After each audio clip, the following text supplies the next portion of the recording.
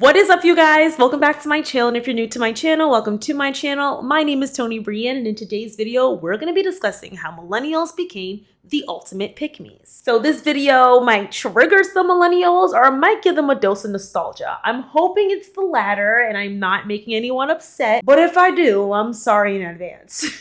Recently, a lot of people online have been talking about how millennials are cringy and how they're trying to do anything for attention or to grasp on their last bit of youth. Now, I'm not saying that I agree with this or not, but I have gathered information around why people may believe that millennials are pick-me's. But of course, before we get into today's video, you guys know I like to start off with a little bit of positivity. So let's start off with today's quote of the day. Today's quote of the day is, "I release the past and focus on the present day." Today's verse of the day is Isaiah chapter 42, verse 9, and it reads, "See, the former things have taken place, and new things I declare. Before they spring into being, I announce them to you." Today's video will be sponsored by Rocket Money, so I want to thank them in advance for sponsoring today's video, but we'll talk about them a little bit later. Nonetheless, without further ado, let's get straight into today's video.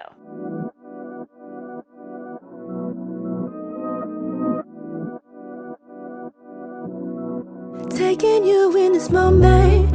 Now, y'all know before I start off any video that is using a popularized term, I like to start off with giving the definition of that term. And that term in today's video will be pick-me. So as I just stated, pick-me has gained a lot of popularity in recent years, so much so that it even has a definition on dictionary.com. So according to dictionary.com, a pick-me girl is a woman who obsessively desires male approval and validation, often at the expense of other women. So in synopsis of that definition, a pick-me girl is a woman that tries to make it seem as if she's not like the other girls. Some examples of that will be if a girl is like, "I don't wear makeup. I don't know how you girls wear so much makeup," or "I can't hang out with girls. Girls are just too much drama." Here are some clips of people making fun of what a pick-me girl is. Honestly, just rather barbecue than go to yoga. Call me weird, but I honestly, I love steak. Oh my god, you guys are watching anime? Wait, I wanna come. Somebody wants me to be cool, I'll totally be the opposite. I just feel like you guys bond so well because you're super into makeup and I'm obviously not as into makeup as you. Okay, I don't understand all these young kids now with all this painting their face like they're going to be on stage. They do all the shading and contouring. I was a tomboy for a couple years. So those years, I think I was more into sports and being a tomboy. And then once I came out of that, I was secretly doing walks in my room and stuff. I didn't have famous people on my wall. I was obsessed with animals. I still am. I'm a nerd. I'm not cool like that. I barely know half the celebrities' names.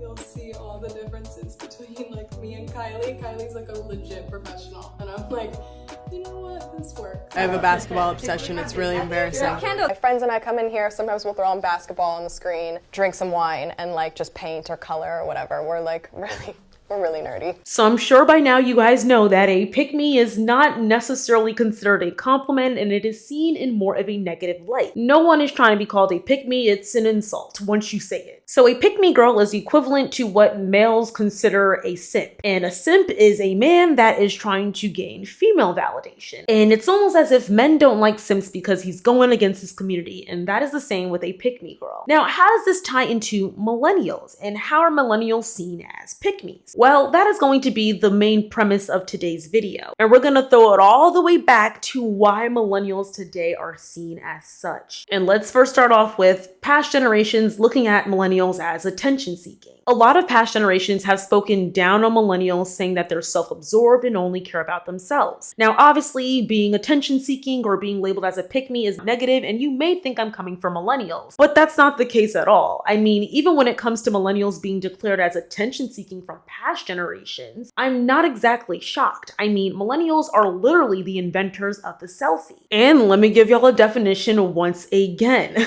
According to Oxford Dictionary, a selfie is a photograph that one has taken of oneself, typically one taken with a smartphone or webcam and shared via social media. The social networking website MySpace launched back in 2003 and quickly gained popularity. By 2006, MySpace had become the most visited website website in the United States, surpassing Google. And at its ultimate peak, it had over 100 million users on the site. Now, I was too young to be on MySpace. I was just in elementary school, but I did know at the time, back in like 2008 and 2009, MySpace was the website to be on, and mostly teens were on the platform. Teens on MySpace at the time would use the platform to connect with online friends and friends in real life. They would share music and, of course, post a multitude of photos of their friends and themselves. The later millennial generation would take part in the same concept, but on a different social media network. And that social media network was none other than Facebook. Facebook was that girl for some years until Instagram came and took it over. But I would say even millennials began posting on Instagram as well, at least the very beginning stages of Instagram, because Instagram became popular in 2012 and 2013. And whether you were on MySpace, Facebook, or Instagram in the beginning stages, you were constantly posting photos of who? Yourself. The photos millennials would take at the time of their teenagehood is now seen as a huge part of history in the social media world, and even gives a sense of nostalgia whenever you see some of those famous poses being posted now. However, those once iconic teens are now 30 plus years old, and it seems as if old habits don't really die. Millennials are still constantly taking selfies, and they post a lot about their daily lives, some to the point that Gen Zers are now looking at it as cringy. And now it has become a trend to make fun of millennials whenever they try to post on TikTok or try to post on Instagram. They are now being labeled and seen as Pikms. Well, today's my birthday, and I've decided I'm going to do a thing today. What better way to celebrate my big day other than make myself a cake? Now, do I have any culinary or baking experience? No, I don't. But hey, what could go wrong? Cake dance, cake dance, cake dance, cake. Sorry you had to see that. Well, this should be a piece of cake. Cake, cake. Huh, that's not cake. Well, Kaylin, you actually have to make the cake. Thanks for letting me know, Kaylin. Let's get started. Making cake too hard. Yeah. Let's just go to the store and get some cupcakes instead. To the invisible boatmobile!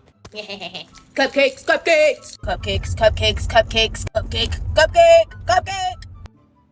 Bag secured! Yes, fire, fire! Happy birthday to me, happy birthday to me, happy birthday to me. And yes, I wish for a Backstreet Boy reunion tour and also Brad Pitt to know of my existence. Huh? Somebody went Black Friday shopping. By somebody, I mean myself. I might have gotten a little carried away. We're doing a freaking haul today, peeps. It's a hubby mug. Hubby muggy. Hubby muggy. Now I can sip all of my concoctions in this mug. This next item is really heavy. Just kidding, it's a sun hat. I know it's winter, but how could you not like this? I think I'm wearing this incorrectly. Hey, who turned the lights off? I regret this decision. Me sees chokers, me gets them. It's stretchy. Okay, wait a second. I actually look so fly. I'm wearing this to the club. This last item was a total score, and I'm stocking up a year ahead. Meow. I mean, who doesn't want to be a cat for Halloween? It's the most original costume out there. It was between these or a Hermione costume knockoff, and let's be honest, I'm not a poser, so I went with the cat ears. Now I can just work on my cat calls.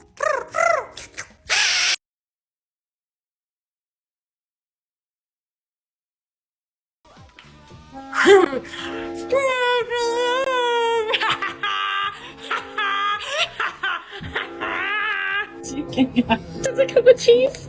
It can. Do you want it? Yes. Sorry, everybody. I'm so excited that Taylor Swift gets to be small girl with Travis Kelce because he is large boy and she gets to be small girl. TikTok's getting bad. Oh no! Never mind. No, it's not. Hooray. Time for sticky snack. Snack. It's a snack. Capybara, capybara, capybara, capybara, capybara, capybara, capybara, capybara, capybara, capybara. It's because now my husband has to deal with me all the way home, and we still have another 3.5 hours left. Haircut, spooky, spooky haircut.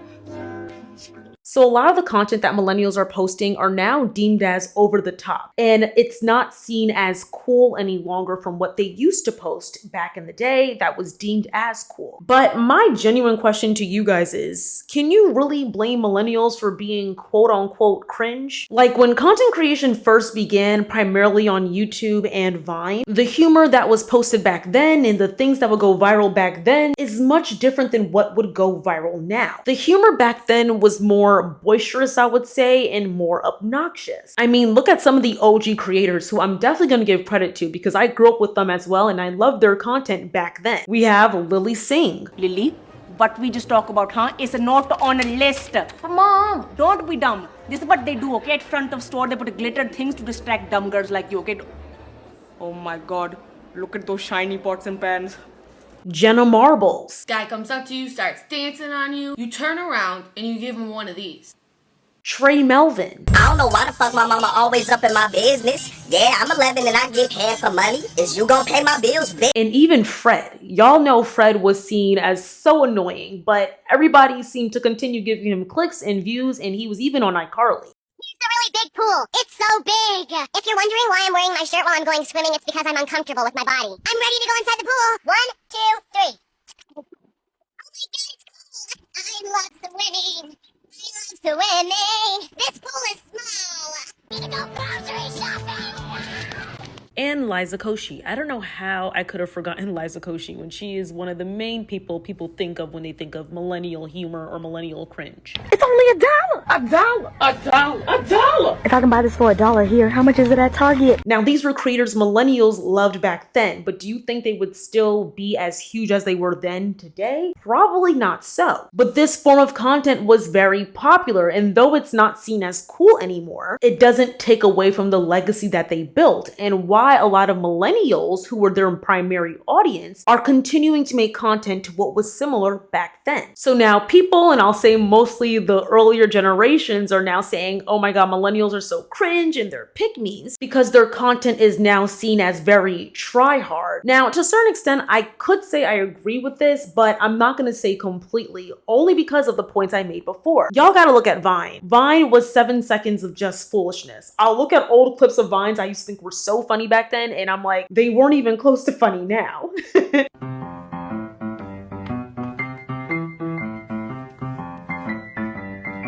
Brella, why do you want to go to the ball? 'Cause stepmother, ball is life.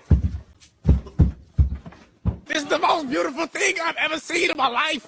It's watermelon. Inside a watermelon.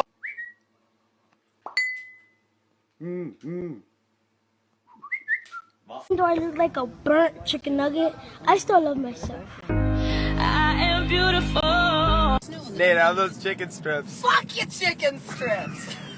Go. Fuck your chickens. That was the content that was major. So whenever I see my older cousins that are millennials reposting certain comedy skits on their Instagram stories, I'm like, that's not funny. Like, why would you repost that? But they just had a different humor than what we have today. But we can't say too much because millennials are literally the OGs. They began the entire atmosphere of posting content and making money off of posting content. The first viral videos became viral due to millennials, and the person that was viral was typically a millennial. But yeah, whenever I'll see like my older cousins post things, I'm like, yeah, like I don't really find it funny, but they may find it hilarious. It's just the type of content that is posted by the older generation is way different than what is posted now. But I think it's just also a different style of content. I think skits were very popular back in the day. And I don't even want to say back in the day because it was not that long ago. But skits were really popular in like what, 2014, 2015. And today, the type of comedy that we post, that Gen Z posts, and even I guess Gen Alpha, is more clever humor. I don't know if I want to call it clever, but it is definitely different than the content that was posted in the past. The best way to compare millennial humor to Gen Z humor will be Vine versus TikTok. Vine was more skit-based where people would come up with scripts or try to be clever in that sense, whereas on TikTok, a lot of users that are trying to be humorous will use a soundbite. So they'll use like lyrics to a song in order to explain a scenario, or they'll use audio from a TV show or a movie to explain a scenario as well, whereas millennials just did it all from scratch. So I would say it is incredibly different, but that doesn't mean that millennials are necessarily cringy. It's just different types of humor that we consume. consume. Now, before we get into my next talking point, I would like to introduce today's sponsor, Rocket Money. Rocket Money is the perfect app to save more and manage your money better. On this app, you're able to manage your personal finances by being able to cancel any subscriptions you may have, lower your bills, and gain tips and tricks on how to manage your money better. With Rocket Money, I've been able to track how much money I've been spending this month and prior months and whether I've been spending more or less. This helps me with budgeting and trying to be smarter with how I spend my money. Along with that, I've been able to also track my credit score, which is looking absolutely phenomenal right now. I'm so proud of myself. My credit score has risen 20 points, and I'm able to track whenever I have any afterpay or Klarna expenses, and I'm also able to track any monthly subscriptions that I have. So you're able to separate which subscription services you still need and which ones you don't find that important anymore. I have literally loved using Rocket Money. To save more and spend less, join the over 5 million members using Rocket Money today. Go to rocketmoney.com/tonibryanne or click the link in the description box to get started for free. Thank you so much again, Rocket Money, for sponsoring today's video. And now let's get into my point 2 of how millennials are pick-me's. So pick-meism culture is heavily displayed in our early 2000s classics. If you guys look at almost any classic chick flick, there is almost always the I'm not like the other girls narratives being displayed in each of these movies and TV shows. You have the popular jock who's with the mean popular girl that is so beautiful. Then throughout the movie, he learns a lot of valuable lessons on how not to be shallow and that there's a deeper meaning in life, and he decides to leave the popular mean girl and get with the quiet, quirky girl that wears glasses. And guess what, y'all? I eat that storyline up like clockwork.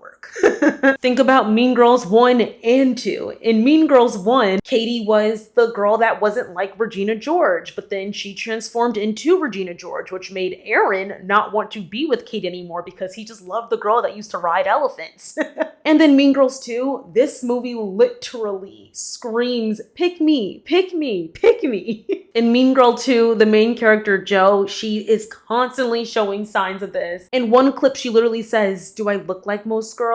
Jo loves to work on cars. She doesn't care about being pretty and dainty. I always cringe whenever I watch that movie. Then you have A Cinderella Story where there was one scene.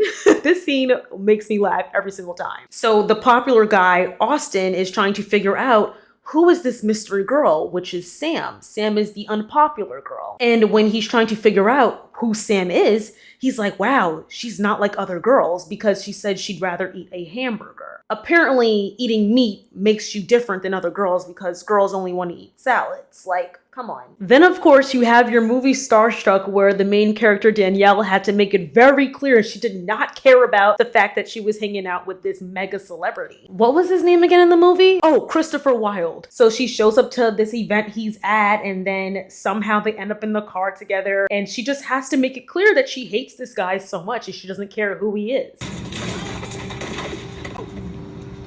Did I just hit you? No, the door hit me by itself. Wait. You're Chris. Well, yeah. I will give you 5 tickets to my next concert if you don't scream my name. I don't want to see your stupid concert. Ow.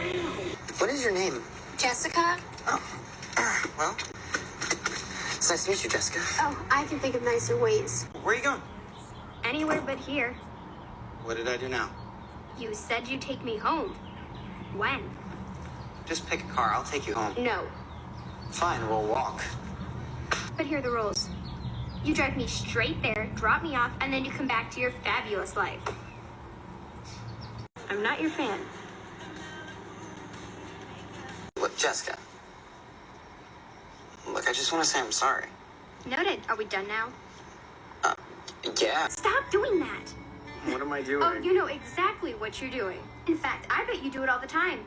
You give girls that look and expect them to fall for you. Well, it's not working with me, so get over it. She was like almost annoying in the movie. Gorgeous girl, but very annoying and very pick-me. Heck, even in music this was displayed. In Taylor Swift's song You Belong With Me, she literally says in the song, she wears short skirts, I wear t-shirts, she's cheer captain, and I'm on the bleachers. So she's saying, I'm different than her. I'm not as beautiful as her, but you should pick me because I care about you. She just cares about how she looks. And through this, I feel as if a lot of millennials grow up with the idea that not being like the other girls makes them superior to a lot of other women that are more feminine. And I always found it interesting that they constantly made the mean girls so feminine or considered beautiful in the movies. movies. The mean girl always had the blonde hair, the blue eyes. She basically had the typical American standard of beauty, but she was always seen as bad. So millennials were taught in order to uplift themselves, they had to put someone that they assumed was better than them down. And that's traditionally what pick-me's do. So they were raised with these types of movies, though we now see them as classics. And like I said, they're guilty pleasures to me. I still watch them and I still eat every single movie up like ever. But this is what was constantly portrayed. So how can you expect millennials, now that they're in their 30s, not to have similar ideologies or beliefs that they once did when they were kids? And this was heavily influenced in media. The mysterious, shy, smart girl wins, and then the popular mean girl, she's cool in high school, but she becomes a loser in adult life. Why can't the pretty girl be considered beautiful? Well, that's because we're trying to uplift one while putting down the next. I actually have listed in video ideas a full video on the mean girl character trope in movies, because I think that it is heavily displayed that if you're beautiful, you're automatically seen as the bad guy. And it's also so hilarious to me because in these movies and TV shows, they make it seem as if a girl's wearing glasses and doesn't wear the latest designer clothes, is that she's ugly. Glasses don't make somebody ugly. So in the movie or TV show, when the mysterious girl takes her glasses off, it's like, wow, she's actually beautiful. Like glasses make a difference or something. It's just so funny, the stereotypes that were displayed in movies back then and that are still portrayed even now. That same exact culture is constantly highlighted. So when Gen Z decides to go back and label millennials as pick-me's, we can now see the history of why they can be deemed as such. And let me make it very clear, I am not saying that millennials are pick-me's. I don't think all millennials are pick-me's, but I can see why some of them are constantly seen as it. And in terms of one of my recent videos that I did with Gen Alpha and how Gen Alpha is absolutely out of control and how a lot of Gen Alpha's parents are millennials, people say that the reason why Gen Alpha is out of control is because millennials are the most self-absorbed generation and don't care about anyone but themselves. And that is why it is now seeping into their children. I need to ask millennials, why are your kids so awful? And more importantly, why do you think it's so funny? Your kids cannot read. They cannot write. They are ill-mannered. And they're monsters. I was working my medical receptionist job the other day, and this woman walks in. You can tell she's a millennial. She's like 34. She has a yoga mat in one hand and her 4-year-old in the other. Her Satan spawn walked up to the counter, and I was like, hi. And there's a bunch of business cards just stacked up on the counter. You know, it's a medical office. And the kid knocks them all over and starts mixing up all the different business cards on the floor of the office. I look over at her mother, thinking she's gonna see this and be like, oh no, you can't do that. No, she looks up from her phone, looks at her daughter, and starts hysterically laughing and says, isn't she so cute? Ma'am, I have to clean this later. If that were my kid, I would have yelled at it and then cleaned up the mess it made and then made it apologize to the receptionist. And I know millennials with children are going to hate this because they're the most self-righteous people on the planet, but maybe you should be less concerned about me and more concerned about the fact that your kid cannot read. When I was in 2nd grade, I was getting assigned by my teachers at least 100 to 150 page books, me and my classmates. Your kid cannot read basic words or spell basic words, and you're cool with that. That is crazy to me. If you're not gonna teach them how to read, that's fine. You know what? Not my circus, not my monkeys. But at least please teach them some manners. And honestly, millennials, please gain some yourselves, because as someone who has had a lot of jobs in her day, serving you people is genuinely one of the most insufferable things I've ever had to do. Thank you. But you guys, that is all I have to say in terms of this topic. And as always, I want to know what you guys think in the comments down below. Do you guys deem millennials as pick-me's? Do you think that Gen Z is exaggerating? Do you think the blame should be shifted on Gen Z? Let's get the discussion going on in the comments. As always, thank you guys so much for watching. I love and I appreciate the support so much. We are on the road to 200,000 subscribers. Like, I cannot believe it. It's like hitting 100,000 subscribers twice. That's how I look at it. I'm just so blessed that you guys all continue to tune in and watch my content. So don't forget to like, comment, subscribe, and share, and I will see you all in my very next video. I love you guys. Bye. Mwah. Taking you in this moment, come get close like you own name. Read your aura, you want more of all this love, you'll be your name. Release all of your burdens.